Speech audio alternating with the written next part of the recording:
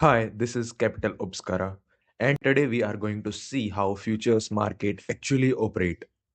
Let's do a quick recap of what we learned earlier. An airline and a supplier, they sign a contract for oil at a fixed price per barrel for delivery at a certain time in the future. So the price is locked in. But now let's suppose oil price starts fluctuating and then boom, a $50 crash per barrel. At that point, what would anyone do? They just buy oil in the local market instead of sticking to that expensive deal. And that's exactly what the airline might think. Why to pay more? So, they quietly take off from the deal, contract is broken. And that's, my friend, is called counterparty risk. And to protect it, institution called Clearinghouse. We will see that in detail. Now, earlier, all transactions were happening directly between two parties, creating a messy web of obligations everywhere. So instead, let's channel everything through a clearinghouse.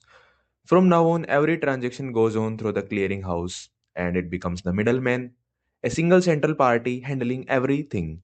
Buyer on one side and seller on other, clean, organized, no more tangled web. But wait, what if the clearinghouse itself crashes? Now, that would be a real oh moment. So, the big question is what mechanism does it use to protect itself? Let's find out. Both parties must submit a deposit, collateral into a margin account. And no, it's not a down payment, it's more like a security deposit that says, don't worry, I can pay. Here's the key part: if the market goes up, the profit goes to buyer and the money moves from the seller's margin account to the buyers through the clearinghouse. If the market goes down, the seller profits and the buyer pays. Money moves every single day. That daily adjustment is called mark to market. Let's walk through how future margins actually work. Say you go long 100 ounces of gold at $1,500. You deposit an initial margin of $5,000. That's your green starting line. But if your account falls below the $3,500 maintenance margin, the red line, you are in trouble. Futures settle every single day. Your new balance is simply your previous balance plus or minus today's price change times your contract size. Day 0, you start with 5 grand, and day 1, gold bumps to 1510. You make say quick 1000 bucks, pushing your balance up to 6000.